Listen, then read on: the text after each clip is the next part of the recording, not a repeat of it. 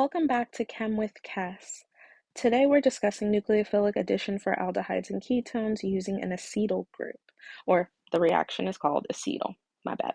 So for the acetals, what's going to happen is we're going to add two OH groups. Now, sometimes the instructors will denote that by putting a number 2 in front. That gives you your hint. And if they don't say that, they will write the word excess next to the problem. That lets you know that you will be adding double the amount. So when we add double the amount, unlike the hemiacetal, where we got a half OH and half OR group, here we will only get two OR groups. So this reaction forms two ether groups. Again, to denote that this is under acidic conditions, I believe under hemiacetal, I didn't show you that you could have also used like HCl, but in this case for hemiacetal or acetal, you can interchange between H3O plus, H2SO4, HCl. These are all options for this reaction that is under acidic conditions. So again, what I want you to think about when drawing your answer choices for this, because later on we'll learn the in-depth mechanism, what you're doing is drawing the main answer for this reaction.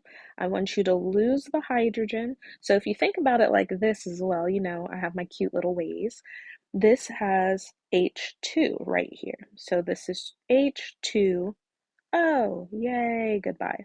So once I lose water, so that's what this reaction is doing, that carbonyl center is going to split into two. So one side, two sides. So that's how that's going to split.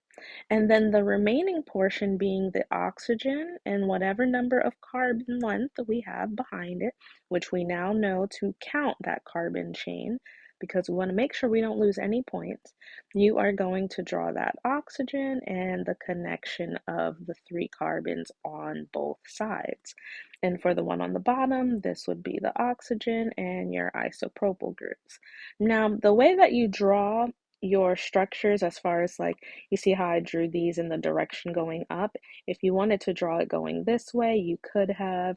The same thing with here. If you wanted to draw it a little bit more downwards, that's up to you. But just make sure at all times the acetal is classified as a carbon directly connected to two OR groups. And again, it could be from a ketone or an aldehyde. But no matter what, they are connected at one main center. Let me know if you have any questions.